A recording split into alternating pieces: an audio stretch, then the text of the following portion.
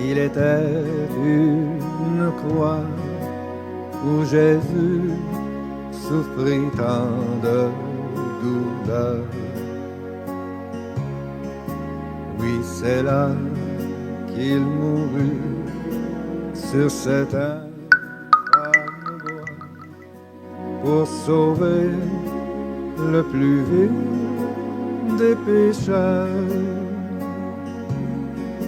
Cette croix me sera toujours chère. Elle est gloire et victoire pour moi.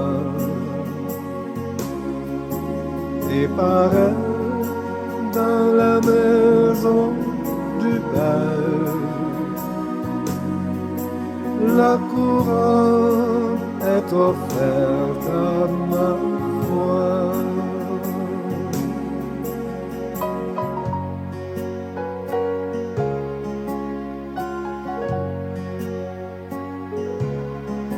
Cette croix où Jésus du monde est rejeté a pour moi le plus grand des attraits.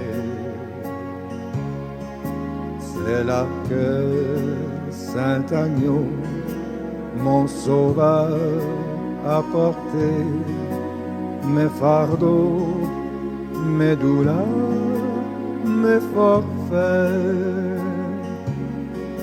Cette croix me sera toujours chère.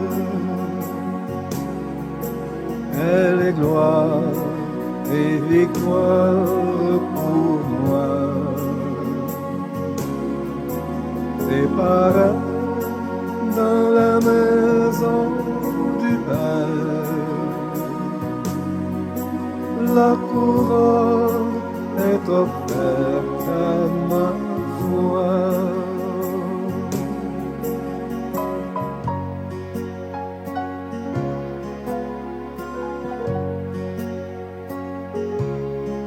Sur la croix où Jésus a versé tout son sang, je contemple ébloui sa beauté.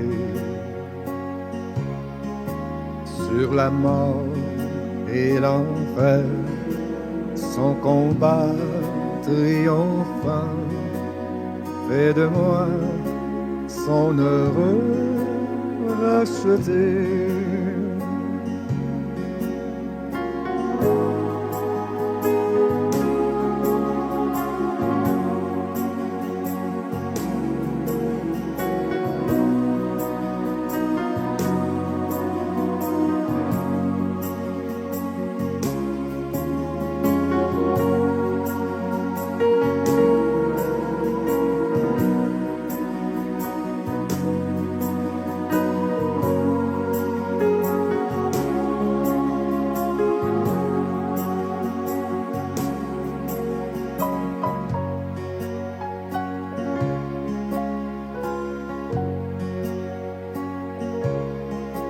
M'appuyant avec foi sur la croix de Jésus, son opprobre, je veux le porter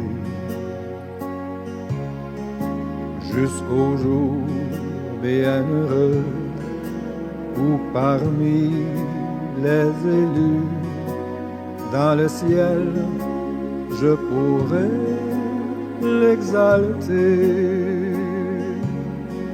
Cette croix me sera toujours chère. Elle est gloire et victoire pour moi. Et par elle, dans la maison du Père, la couronne est offerte à ma foi.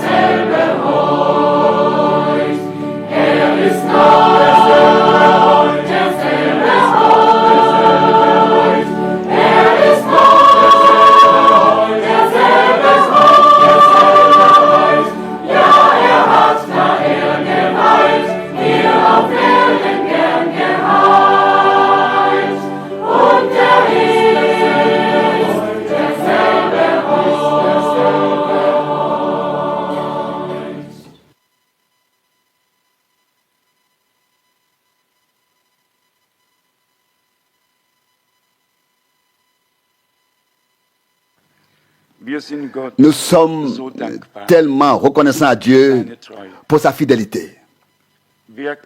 Qui peut l'exprimer avec des paroles, avec des mots? Qui peut décrire ce qui nous a été accordé? À moins que Dieu ne nous montre vraiment par révélation ce qui est arrivé. Sinon, nous n'aurons pas la foi pour ce qui doit encore arriver. Si la première chose n'est pas là, la seconde fera défaut.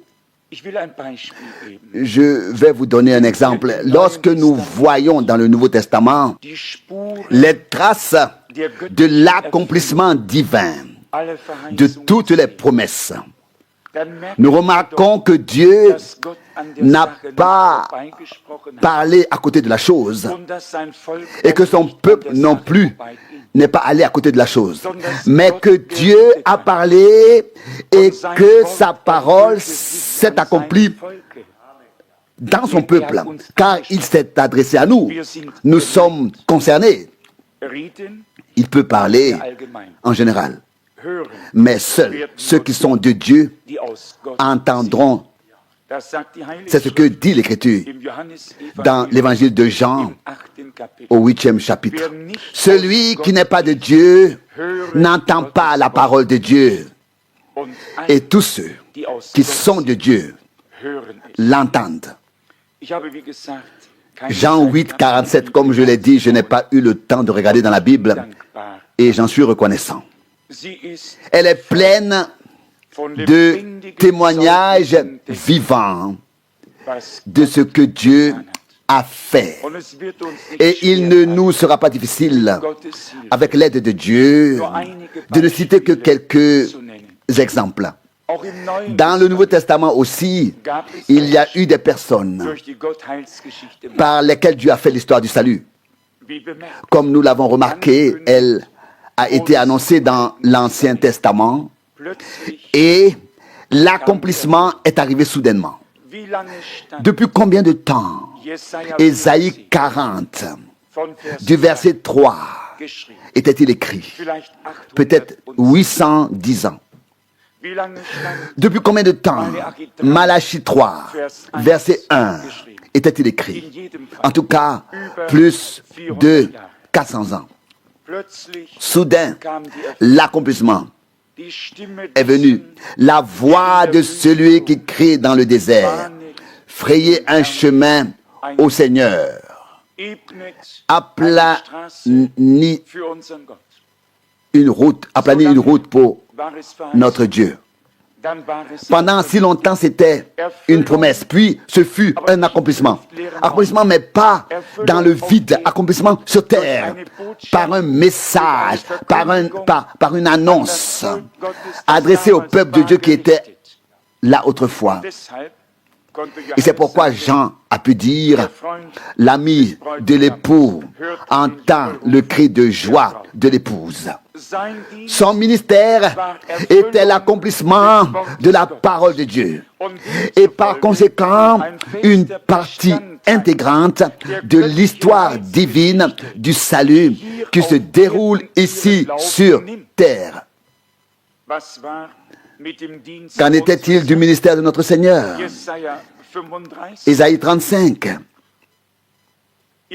Vous pouvez le lire. Quand il viendra, les aveugles verront, les boiteux marcheront et les estropiés seront guéris. Ésaïe 35, 5 à 6. Afin que s'accomplisse ce qui est écrit. Tout dans le Nouveau Testament est l'accomplissement de ce que Dieu a annoncé à l'avance dans l'Ancien. Et nous y viendrons peut-être. Cela se poursuit jusqu'à dans notre temps. Dans l'évangile de Jean, au premier chapitre, on a demandé à Jean, et je ne lis cela que pour renforcer notre foi. Pas seulement pour que nous nous rendions compte que Dieu a fait quelque chose autrefois, mais pour que nous y puissions, puisions la foi que Dieu accomplit sa promesse aujourd'hui comme il a fait autrefois. Et si nous sommes aujourd'hui son peuple sur terre, nous devons avoir part à cet accomplissement encore aujourd'hui. La parole de ce matin m'a également beaucoup fortifié. Et je sais qu'elle ne reviendra pas à vide, mais qu'elle produira, accomplira ce pourquoi Dieu l'a envoyé. Dans l'évangile de Jean, au chapitre 1, verset 20, il est écrit, Jean 1, verset 20. Alors il confessa sans détour et déclara ouvertement, je ne suis pas le Christ. Au verset 21, ils lui demandèrent encore, quoi donc, es-tu Élie? Il répondit, non, je ne le suis pas. Es-tu le prophète? Il répondit, non. Verset 22, ils lui dirent alors, qui es-tu donc? Nous devons pourtant apporter une réponse à ceux qui nous ont envoyés. De quoi te prétends-tu toi-même? Verset 23, il répondit, je suis la voix de celui qui crie dans le désert. Aplanissez le chemin du Seigneur, comme l'a dit le prophète Ésaïe. Quel événement merveilleux. Quand le temps vient, Dieu se souvient de sa parole. Et celui qui a un ministère à accomplir sait de quoi il s'agit. Jean n'était pas le Christ. Il n'était pas le prophète dont Moïse a dit, Dieu suscitera du milieu de vous un prophète comme moi et vous l'entendrez. Vous l'écouterez. Mais il était le précurseur, la voix de celui qui avait crié dans le désert, préparez le chemin du Seigneur. Afin que l'écriture s'accomplisse. Tout s'est passé. Afin que la parole de Dieu s'accomplisse ici-bas. Il en a été ainsi, il en est ainsi et il en sera ainsi. Matthieu chapitre 1. Ce sont tous des passages connus de l'Écriture, mais ils doivent néanmoins nous fortifier. Matthieu 1, verset 22. Matthieu 1, verset 22. Matthieu 1, verset 22. Or, tout cela est arrivé afin que s'accomplisse la parole que le Seigneur a prononcée par le prophète en disant. Ensuite, la relation ou le lien avec Ésaïe 7, verset 14.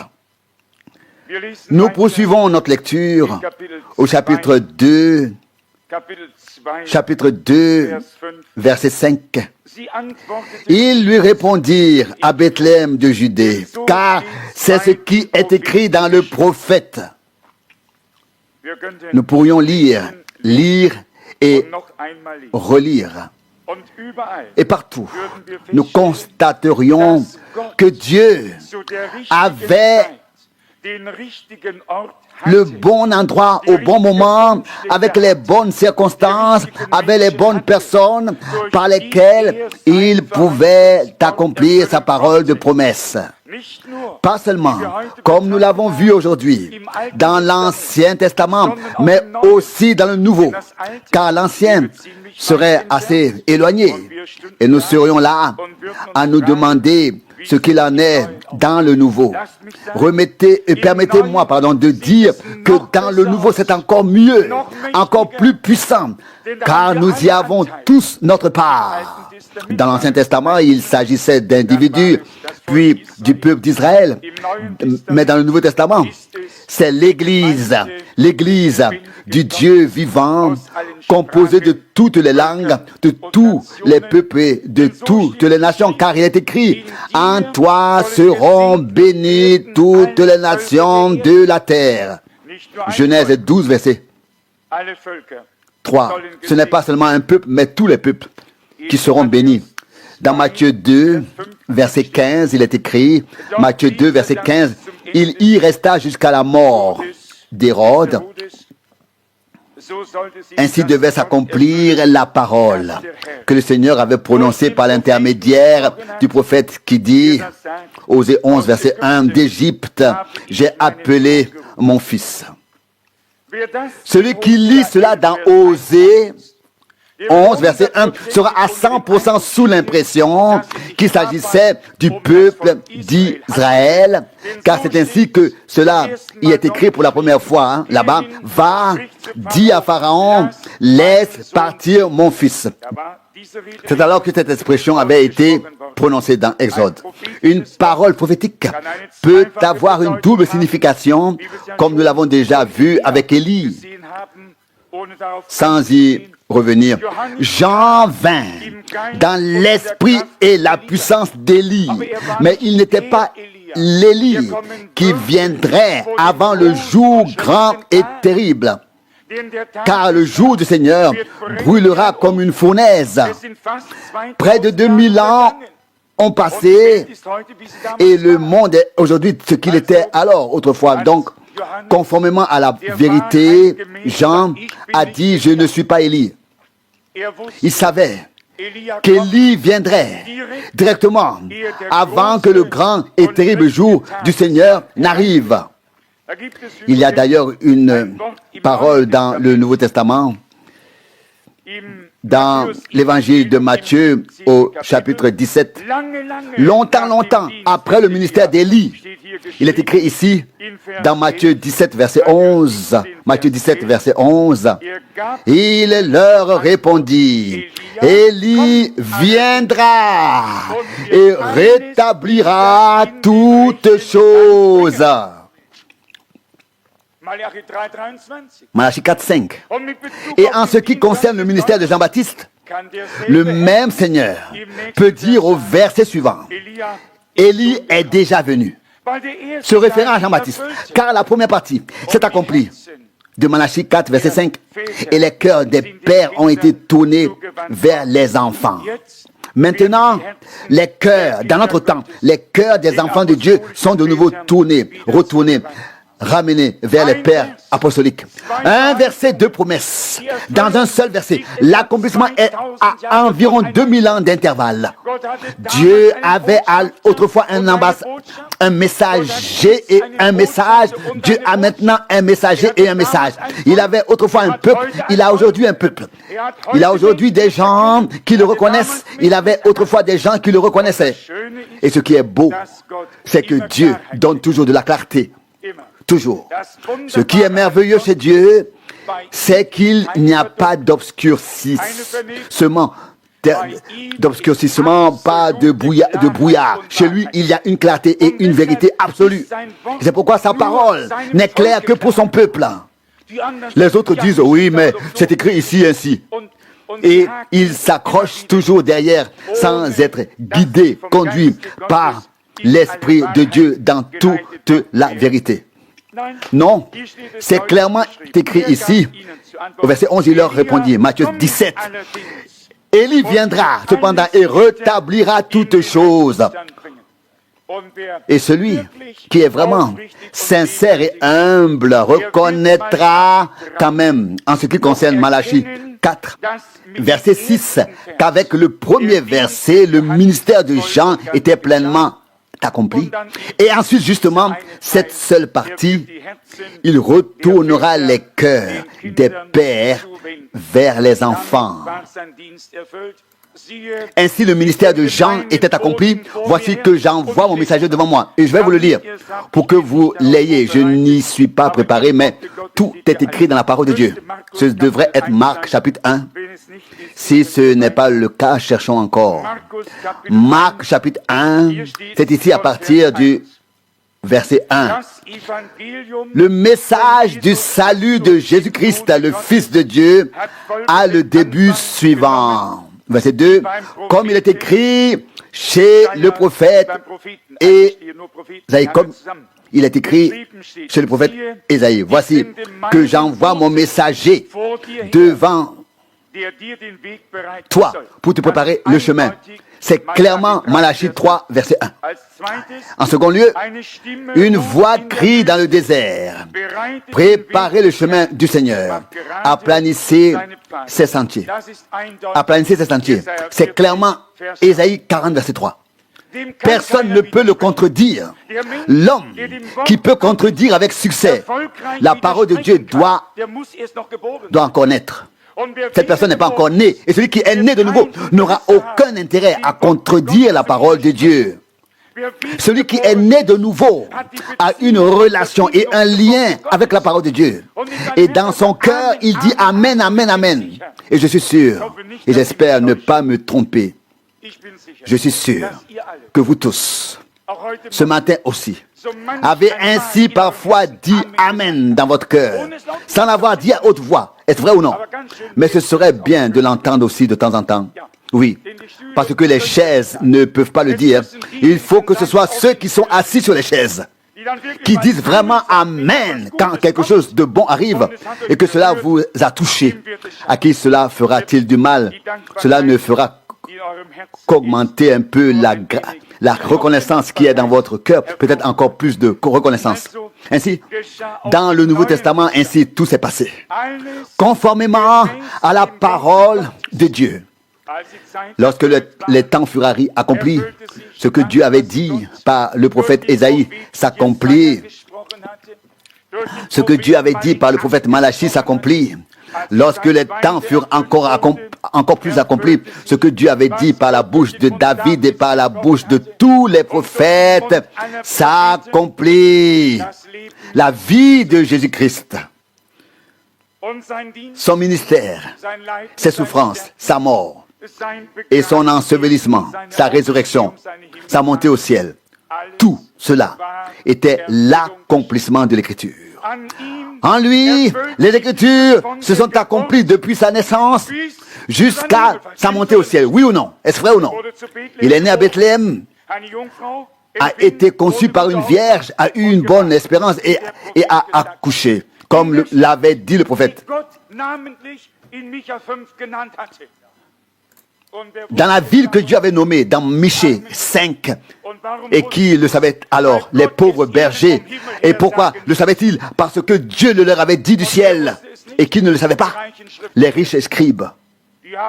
Ils ont parcouru les livres de long en large, de long en large, et ont mené la vie dure au Seigneur pendant qu'il accomplissait son ministère. Ce ne sont pas ceux qui ont faim et soif de justice qui rendent le ministère difficile. Ce sont les scribes et les pharisiens. Mais ils n'ont aucun rapport, aucun lien avec la parole de Dieu. Notre Seigneur a été témoin de l'accomplissement de sa parole en lui-même depuis sa naissance jusqu'à sa montée au ciel, car jusqu'à son ascension, car il est écrit, Dieu est monté au milieu des cris de joie au son de la trompette. Psaume 47, verset 6, c'est ainsi qu'il est écrit. Psaume 24, élevez, porte vos têtes, ouvrez largement porte antique pour que le roi de gloire entre. Verset 8. Qui est donc le roi de gloire? Le Seigneur, tout à fait fort et un héros. Le Seigneur, un héros de la bataille. Verset 9. Levez vos têtes, portes et ouvrez largement porte antique pour que le roi de gloire entre. C'était déjà fait. La parole de Dieu s'est accomplie en Jésus-Christ, le chef et le sauveur de l'Église. Maintenant, nous sommes appelés et je vous demande aujourd'hui et je vous prie de prendre cela aussi au sérieux. Nous voyons ensuite que le Seigneur a appelé 12 disciples, leur a donné des instructions et ce qu'il leur a dit s'est produit. Puis ils en ont appelé 60. Et puis il en a appelé 70 qui sont revenus et ont pu confirmer. Seigneur, en ton nom, même les démons nous sont soumis. Luc 10, 17. Ils ont fait ce que le Seigneur leur avait ordonné. Partout, la parole de Dieu s'est accomplie en ceux qui ont cru au Seigneur. La parole de Dieu s'accomplit dans tous les sens. Et au moment où la parole de Dieu s'accomplit, où un processus de l'histoire du salut se déroule, nous ne suivons pas à ce moment-là un Élie ou un Jean-Baptiste ou un Moïse, ou maintenant je n'hésite pas à citer ce nom, un frère Branham ou un Paul. Au moment où nous reconnaissons que Dieu fait l'histoire du salut sur terre, il ne s'agit pas de cette personne, mais de Dieu lui-même, qui a besoin d'une bouche pour parler, pour pouvoir parler, qui a besoin de pieds pour pouvoir marcher, qui a besoin de mains pour pouvoir faire quelque chose. Dieu a envoyé ses serviteurs et ses prophètes tôt ou tard, matin, soir, et le Seigneur a pris ses dispositions et a dit, si j'envoie quelqu'un et qu'il soit reçu, un tel ou un tel me recevra. Celui qui reçoit celui que j'envoie me reçoit. Jean 13, verset 20. Nous avons affaire dans ces jours ici à la dernière partie de l'histoire du salut divin dans l'église du Dieu vivant. Et pour nous tous, et c'est le cas pour nous qui sommes encore des millions de croyants, il n'est pas du tout difficile de voir ce que Dieu fait pour Israël. L'appel que j'ai reçu tout à l'heure, un frère m'a dit que Reagan avait dit à Bergen-Belsen, dans l'ancien camp de concentration en Bas-Saxe, que tout cela devait arriver, bien que ce soit très triste, ce qui s'est terminé ici dans ce pays il y a 40 ans. Et là, il a sans doute prononcé une phrase. Il fallait que cela arrive pour que les Juifs reviennent dans leur pays d'origine. Et nous nous demandons parfois, oui, pourquoi cela doit-il se faire et pourquoi cela doit-il se faire? Nous pourrions tout aussi bien demander ici lorsqu'à l'époque, tous les enfants de moins de 2 ans étaient égorgés. Ils n'ont pas encore péché et n'ont pas encore commis de faute. Et alors, les critiques pourraient à nouveau venir et demander où est donc votre Dieu, ce Dieu plein d'amour, ce Dieu tout-puissant. N'a-t-il donc pas vu ce qui s'est passé? Et alors, toi, moi et l'incroyant, l'athée dira peut-être, recevront une réponse lapidaire. Non, une réponse tirée des Écritures. Matthieu 2, verset 17. C'est alors que s'accomplit ce qui est dit dans le prophète Jérémie 31, 15, qui dit, verset 18, on a entendu des cris à Rama, des pleurs bruyants et beaucoup de lamentations. Rachel pleure ses enfants et ne veut pas être consolée de ce qu'ils ne sont plus. En tant qu'enfants de Dieu, nous n'avons pas le droit de demander pourquoi tout cela devait-il se passer ainsi. Nous devons nous laisser insérer dans le plan divin. Nous pouvons poser la première question. Pourquoi Dieu a-t-il créé les hommes de telle sorte qu'ils puissent pécher, qu'ils puissent transgresser? Si nous voulons commencer ainsi, nous n'avons pas besoin de commencer du tout. Non, nous sommes placés sur le fondement de la foi et nous regardons au-delà des échecs temporels, au-delà de l'interruption temporelle, et nous voyons le Dieu éternel qui a un plan éternel et qui a donné à ses fils et à ses filles la vie éternelle afin qu'ils puissent vivre éternellement dans son royaume. Et à la fin, nous avons quand même pleuré toutes nos larmes et le Seigneur les essuiera.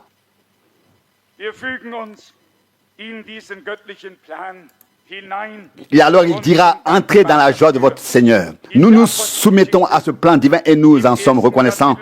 Dans le chapitre 1 des Actes des Apôtres, Pierre a directement commencé à montrer que tout devait s'accomplir comme il est écrit. Actes des Apôtres, chapitre 1, verset 16. Il est écrit ici, frères, bien-aimés, il fallait que s'accomplisse la parole de l'Écriture, que le Saint-Esprit a prononcé d'avance par la bouche de David. La parole de l'Écriture devait être accomplie. Le Seigneur avait aussi, Dieu soit loué, fait prononcer quelque chose sur son peuple d'Israël, déjà par Moïse, qu'il serait dispersé dans toute la terre et que l'épée serait à leur poursuite. Et alors, regardant Jérusalem, il pleura et dit, combien de fois ai-je voulu rassembler tes enfants autour de moi comme une poule rassemble ses poussins sous ses ailes, mais vous n'avez pas voulu. Maintenant, votre demeure vous sera laissée déserte et il n'en restera pas pierre sur pierre. Et il dit, quand vous verrez s'approcher des gens de guerre, que ceux qui sont en Judée ne descendent plus à la maison pour prendre des choses, mais qu'ils s'enfuient. Car ce sont les jours de la visitation divine. Il y a deux sortes de visitations de Dieu. Une visitation chez ceux qui croient et avec ceux qui croient. Une visitation de la grâce divine. Celui qui n'accepte pas la visitation de la grâce divine devra accepter la visitation du jugement divin. C'est la justice de Dieu qu'il exige. Nous regardons tout, voyons au-delà du temps et observons ce que Dieu a fait. Et nous nous rendons compte qu'il a aussi fait quelque chose aujourd'hui en ces jours. Et c'est justement ce fait divin auquel nous pouvons nous accrocher.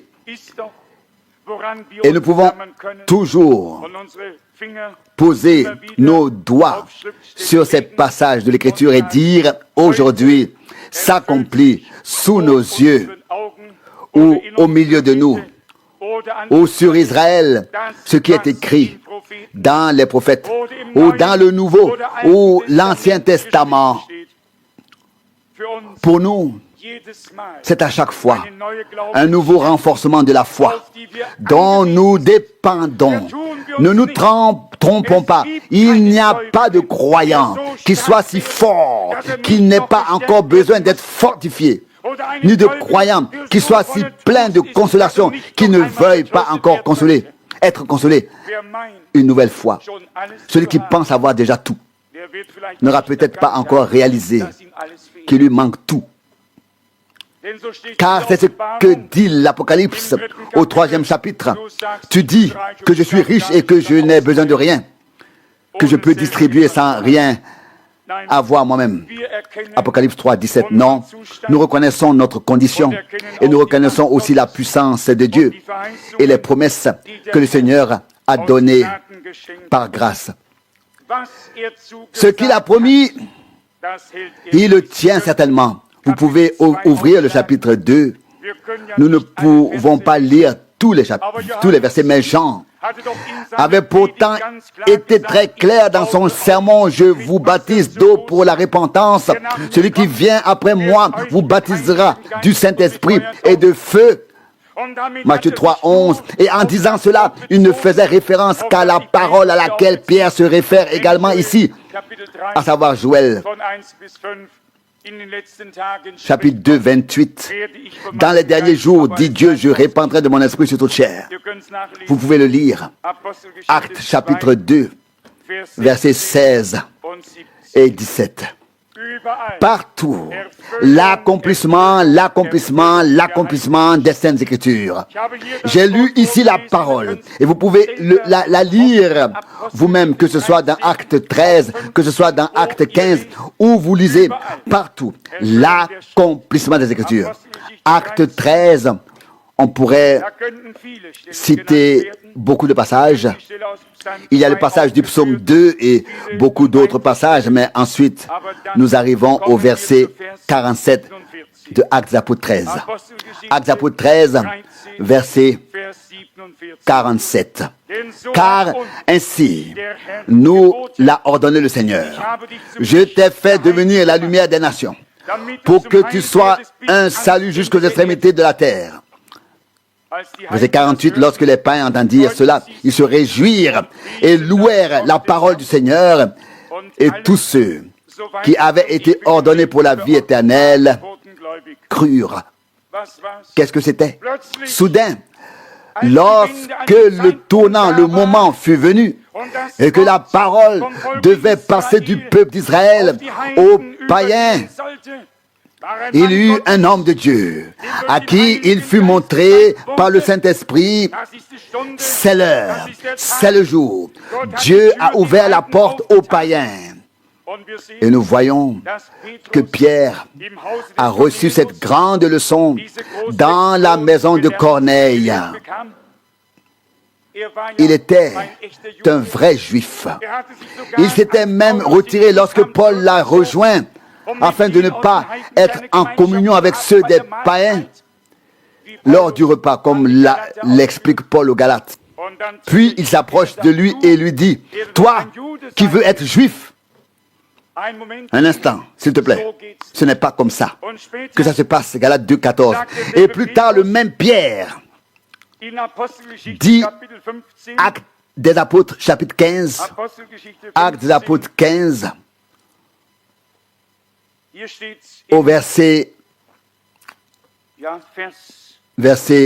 7.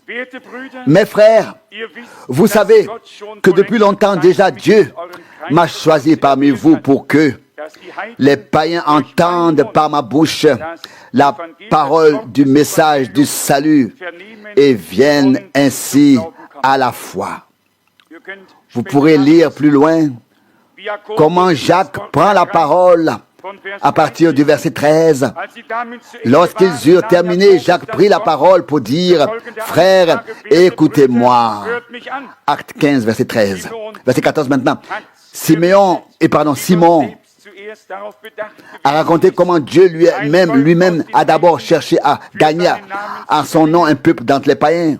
Verset 15. Et les paroles des prophètes concordent avec cela, car il est écrit.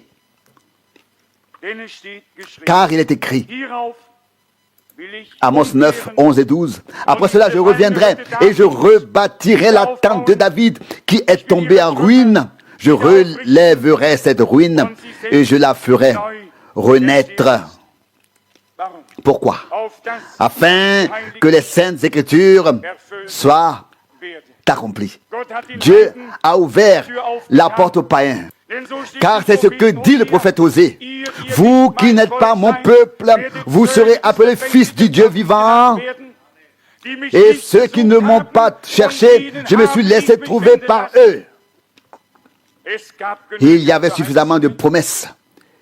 Et c'est pourquoi le Seigneur pouvait, dans l'ordre de mission, et qui diffère des deux premiers ordres donnés aux 12 et aux 70 plus tard, lorsque le Seigneur s'est adressé aux 12, il a dit, « Ne prenez pas le chemin des païens, je vous envoie seul vers les brebis perdues de la maison d'Israël. » Matthieu 10, 5 et 6. Et lorsque notre Seigneur exalté, notre Seigneur ressuscité, eut devant lui ses disciples et donné l'ordre de Messie, de mission, il dit dans Marc 16 et 15, allez dans le monde entier, proclamez le message du salut à toute la création. Verset 16, celui qui aura cru et qui aura été baptisé sera sauvé. Plus d'encerclement, pas seulement pour Israël, mais au monde entier. Car tout le monde devrait voir le salut de notre Dieu. Et tout le monde entier a pu voir le salut de notre Dieu. Donc, partout, c'est l'accomplissement des saintes Écritures. Et celui qui a trouvé grâce devant Dieu et qui se tient sous le sang de l'alliance, qui est vraiment en alliance avec Dieu, entend les paroles de l'alliance et il y a là suffisamment de promesses. Et ces promesses s'accomplissent pour le peuple de Dieu en ce temps. Nous pourrions maintenant lire le verset 4 d'Apocalypse 18. Nous pourrions lire de nombreux passages bibliques qui se rapportent à nos jours, à l'appel de l'Église d'épouse du Seigneur. Nous savons en effet que les deux sont là. D'une part, l'Église. Et 7 fois dans Apocalypse 2 et 3, il est écrit et à l'ange de l'Église écrit. Ensuite, il y a le message qui est apporté à l'Église. Et à la fin de chaque lettre d'envoi, la promesse faite au vainqueur. Non pas à l'Église, mais la promesse faite au vainqueur dans l'Église. Et il y a des élus parmi les appelés, car beaucoup sont appelés, ont été appelés, mais peu ont été élus. Mais, Matthieu 22, 14, mais les élus sont ceux qui marchent dans les pas d'Abraham. Ils reçoivent la parole de la promesse divine, ils se mettent en route. Ils ne restent pas assis. Abraham aurait pu dire, ah, c'est merveilleux, vous avez entendu, le Seigneur m'a visité et m'a confié quelque chose de très grand. Dieu m'a parlé, Dieu t'a parlé, Dieu nous a parlé. Et nous avons reconnu qu'il s'agissait de la parole pour ce temps. Et déjà, nous sommes partis. À sa parole, à sa parole. Nous ne sommes pas restés en arrière, car le Seigneur nous a appelés comme Abraham. Et puis il y a eu une étape où il y a de nouveau, où il a de nouveau laissé quelqu'un derrière lui, et à la fin aussi Lot, et alors il était tout seul avec Dieu. Je vais vous dire une chose, si nous sommes les descendants d'Abraham, il ne peut nous arriver de... Il peut nous arriver de devoir laisser Tara et Nahor derrière nous, de devoir faire une nouvelle étape et d'avoir le cœur brisé à la fin. Mais le chemin de Dieu continue, le chemin de Dieu va jusqu'au bout. Et nous voulons atteindre le but par la grâce de Dieu. Et un auteur, compositeur, interprète chante, si l'on me retient, je m'enfuis. Si je suis épuisé, la parole crie, avancez, pénétrez jusqu'au joyau. Et Paul dit dans Philippiens 3, 13 et 14, j'ai en vue le joyau, la vocation céleste, et j'oublie tout ce qui est derrière moi. C'est très difficile, même pour moi, mais nous devons tourner nos yeux vers l'avant si nous voulons aller de l'avant. Ni moi, ni personne d'autre ne pouvons bien aller de l'avant si nous regardons en arrière. Nous devons accepter ce qui s'est passé. De toute façon, nous ne pouvons pas le changer. C'est à Dieu de le faire. Il est le maître de chaque situation. Il peut diriger le cœur des hommes comme des torrents d'eau. Il peut le faire. Mais il peut permettre des épreuves par lesquelles nous devons passer, afin que l'authenticité de notre matériau dont nous sommes faits soit mise à l'épreuve. Et alors notre foi sera trouvée plus précieuse que l'or qui a été affiné par le feu. C'est une grande grâce de Dieu. Les Saintes Écritures sont un livre vivant de Dieu avec beaucoup de témoignages pour reprendre l'épître aux Hébreux. Nous sommes entourés d'une nuée de témoins. Hébreux 12, 1. C'est tous les hommes de Dieu qui ont fait l'expérience de la fidélité de Dieu, qui ont reçu des promesses et par lesquelles ces promesses se sont accomplies, pouvaient apparaître ici aujourd'hui. Oh, une nuée nous entourerait ici. L'un commencerait et cela continuerait. Ce serait un témoignage après l'autre que ces hommes de Dieu pourraient rendre. Et il y en aura un qu'ils auraient en commun, aussi différentes qu'aient pu être leurs expériences. Mais tous les hommes de Dieu ont une chose en commun. Tous peuvent dire que chaque parole de Dieu dans leur temps s'est accomplie exactement comme Dieu l'avait dit. C'est ce qu'ils ont tous en commun. Un Abraham, un Moïse, un Élie, peu importe qui ils étaient. Tous les hommes de Dieu ont une chose en commun. Ils ont cru ce que Dieu leur a dit et ils ont vu l'accomplissement de ce qu'il leur a promis. Et nous vivons, nous le reconnaissons, sur la base de la parole de Dieu dans les derniers jours. Nous voyons que les Saintes Écritures s'accomplissent de bien des manières. Et nous ne partirons pas non plus les mains vides. À quoi cela nous sert-il de savoir? Voici ce que Dieu a fait dans l'Ancien Testament. Voilà ce qu'il a fait avec Israël. Voilà ce qu'il a fait avec les prophètes. Voilà ce qu'il a fait au début du Nouveau Testament. Et peut-être encore, voilà ce qu'il a fait à une époque quelconque. Nous vivons aujourd'hui Et nous avons le droit, en tant qu'enfants de Dieu, de savoir ce que Dieu fait maintenant. Et plus que cela, nous avons le droit de participer à ce que Dieu fait maintenant, d'être bénis d'être bénis avec cela. Et je crois que Dieu accordera le rétablissement de toutes choses, le rétablissement, la restitution totale. Cette parole aussi peut paraître nouvelle à certains, car nous ne l'avons lu que dans Matthieu 17, verset 11. Mais dans Acte 3, le retour de Jésus-Christ, que vous le croyez ou non, est lié au rétablissement de toutes choses. Comme on l'a lu dans Matthieu 17, verset 11, ici, c'est écrit dans Acte 3, verset 21, en référence à Jésus.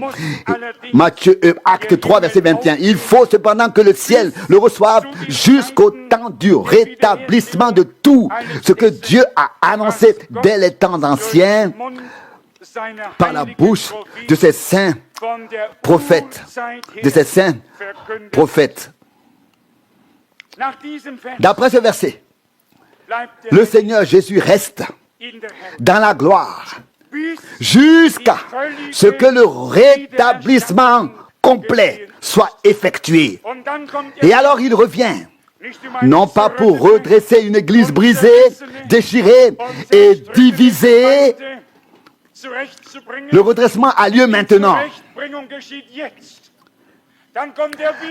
Mais il revient pour ramener ensuite à la maison une épouse appelée à sortir, une épouse élue, une épouse parée, une épouse unie qui va à la rencontre de son époux. Est-ce le cas ou non? Et si nous l'avons reconnu, cela signifie que nous aussi avons compris l'heure de notre visitation divine. Ne pas devancer Dieu, ne pas être à sa traîne, mais marcher au pas avec lui jusqu'à ce que nous passions de la foi à la vue. Notre Sauveur a dit dans Matthieu 17, verset 11, « Élie viendra cependant et remettra tout en place, rétablira toutes choses. » Ici, Pierre dit, il faut que Christ demeure dans le ciel jusqu'au temps où tout sera rétabli. Comme cela a été annoncé dès les temps anciens par la bouche de tous les prophètes. Aujourd'hui, nous attendons le retour du Seigneur. Mais ce sont des millions qui l'attendent, y compris ceux qui détournent la parole de Dieu ou le royaume de Dieu à des fins personnelles. Qui ne croit pas aujourd'hui au retour du Seigneur? Qui? Beaucoup. Mais cela ne suffit pas. Le Seigneur reviendra. Mais il y a une parole écrite et elle me tenait à cœur depuis ma jeunesse. Ceux qui étaient prêts sont entrés. Matthieu 25. Ceux qui étaient prêts entrèrent. Matthieu 25, 10. C'était l'une des paroles préférées de mon père bien-aimé, qui est depuis longtemps auprès du Seigneur. Ceux qui étaient prêts entrèrent et la porte fut fermée. Non pas une disposition présumée,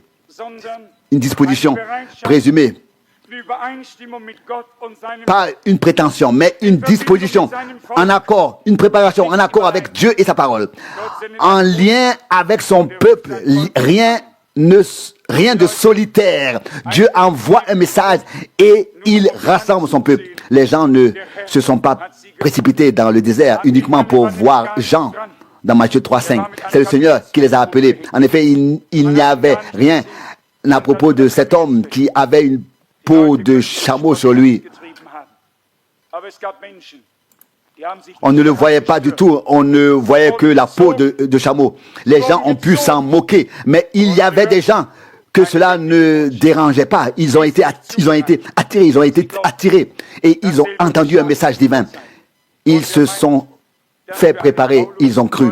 La même chose s'est produite à cette époque. Et qui pense que nous suivons un Paul ou un frère Branham ou un Moïse ou un Abraham? Non, nous suivons le Seigneur, mais nous sommes reconnaissants pour de tels témoins fidèles qui avaient un véritable appel de Dieu, une mission divine, un mandat divin lié au salut. Et tous ces pieux qui disent, si j'ai le Christ, je n'ai pas besoin d'un prophète, même s'il l'envoie. Oh, là je serai lent. Là je serai lent. Je pourrais vous lire la même chose dans l'évangile de Luc. Vous savez que je ne me suis pas préparé, donc personne ne peut se fâcher ou penser qu'il est visé. Nous sommes tous concernés ou personne, ou l'un ou l'autre.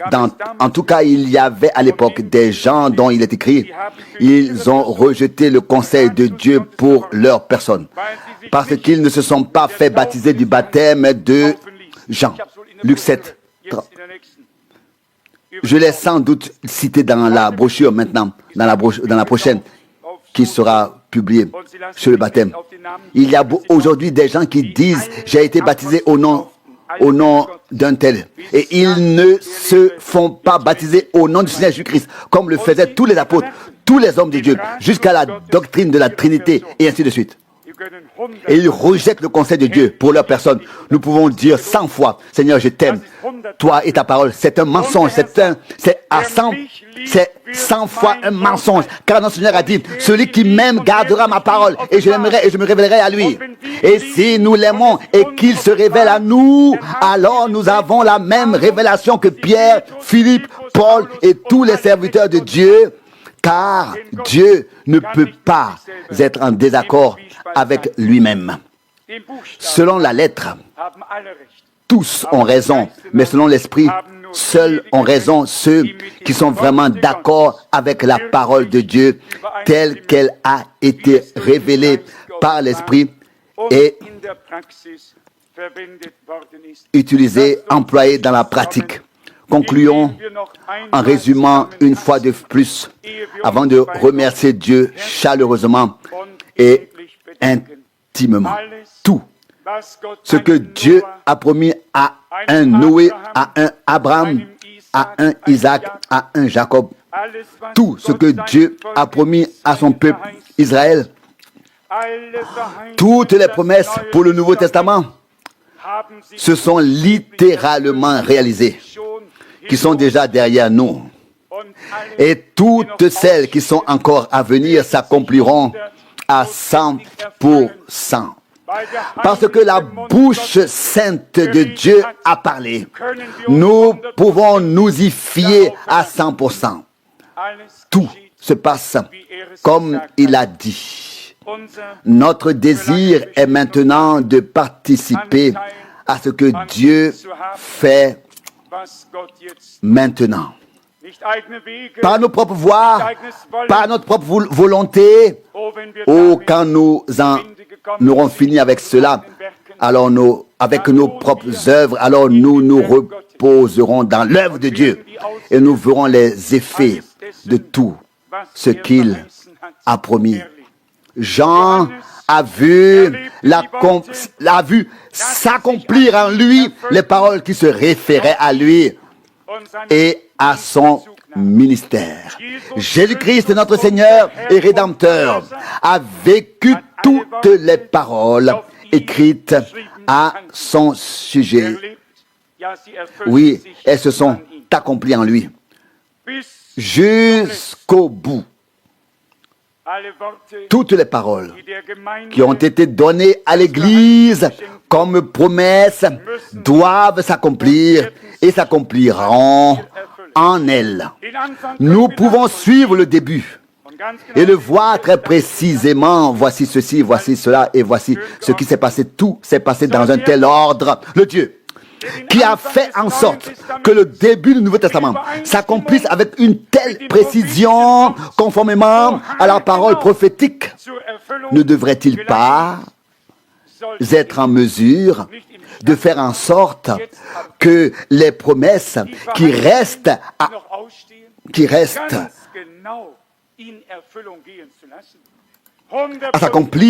s'accomplissent maintenant à la fin avec une telle précision à 100%. Et là j'en entends certains, et dans l'incrédulité je pourrais aussi volontiers me joindre à vous qui pensent en eux-mêmes, oui, si un Moïse était là, nous pourrions déjà bien croire tout cela. Moi aussi. Et s'il y avait un Abraham ici, nous pourrions tous bien le croire. Moi aussi, je pourrais tout à fait me joindre à eux. Et si nous allions jusqu'à dire, oui, si au moins Paul était là, qu'on puisse vraiment compter sur lui, n'est-ce pas? Non. Nous pouvons aller plus loin, n'est-ce pas? C'est vrai. Tout est beau et bon. Oui, s'il n'y avait que des hommes comme ça ici, oh, nous pourrions compter sur eux. Et alors, nous serions abandonnés. Je te le dis. Ne compte pas sur le bras de la chair, ni sur ton intelligence. Compte sur Dieu. Nous devons faire confiance à Dieu. S'il y avait un Moïse ici, je ne peux pas le faire venir. Je le ferais bien venir. Mais si le Dieu de Moïse est ici, alors tout ce dont nous avons besoin est ici. Je ne peux pas non plus faire venir Abraham ici. Mais si le Dieu d'Abraham est ici, alors nous avons tout ce dont nous avons besoin. Oh, comme j'aimerais que Pierre soit ici. À 100%. Les gens, je m'assiérais et je dirais, cher Dieu, je te remercie. Sincèrement, cela fait longtemps que je voulais arrêter. Maintenant, je peux. Et qu'est-ce que je ferais? Je me laisserais bénir. Qu'est-ce que je ferais? Je me laisserais bénir.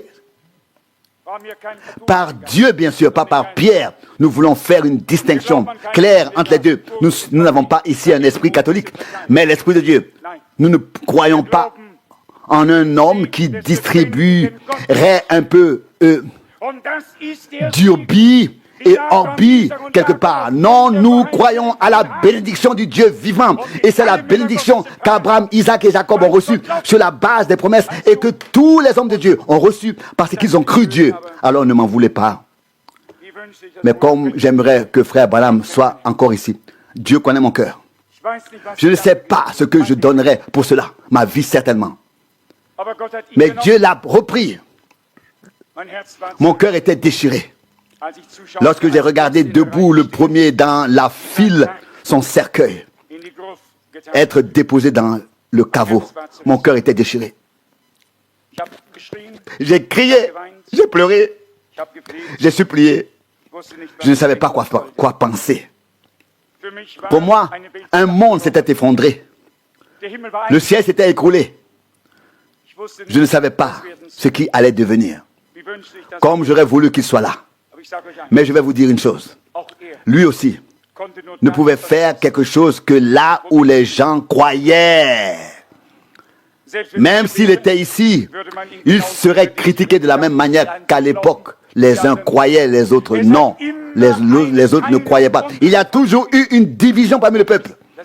Et vous savez que cela existe dans le domaine politique, dans toutes les visions du monde, dans les domaines religieux. Il y a des gens qui ont aimé le Seigneur si profondément. Et il y a des gens qui l'ont haï si profondément. Une seule et même personne. Aimée par les uns, haïe par les autres. Et dans l'une des prédications que j'ai encore brièvement écoutées ce matin, frère Branham a demandé ou a cité la parole. Les gens demandaient alors, qui est donc celui-ci? Pour les uns, c'était Belzébus, pour les autres, le fils de David, et les troisièmes ne savaient pas quoi dire. Ils demandaient, qui est donc celui-ci? Nous savons qui il est. Portons son opprobre à cause de sa parole et de son nom. Et il marchera avec nous jusqu'à la fin. Nous sommes reconnaissants à Dieu de ce que le même Seigneur, qui était avec tous les prophètes et apôtres, est encore aujourd'hui avec son Église, qui écoute sa parole, qui croit à ses promesses, qui lui fait confiance et qui est prête à marcher avec lui. Il est présent ici, aujourd'hui. C'est ce qu'il a dit dans sa parole et c'est ce que nous croyons. C'est à lui que nous voulons offrir de tout cœur les remerciements qui lui sont dus. Amen. Nous nous levons et voulons encore remercier le Seigneur. Avant de continuer à prier ensemble, nous avons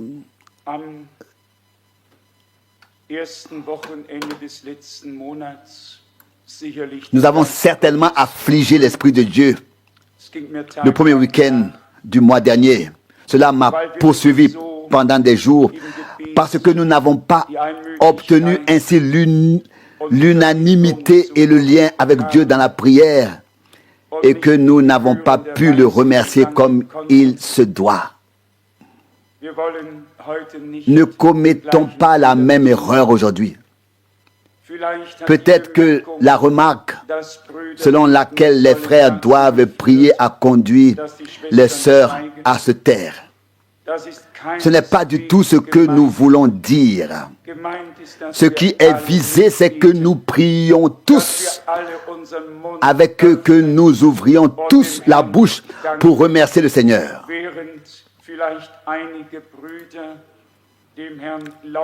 Alors que certains frères peuvent remercier le Seigneur à haute voix, nous pouvons tous faire monter notre adoration vers le trône de Dieu.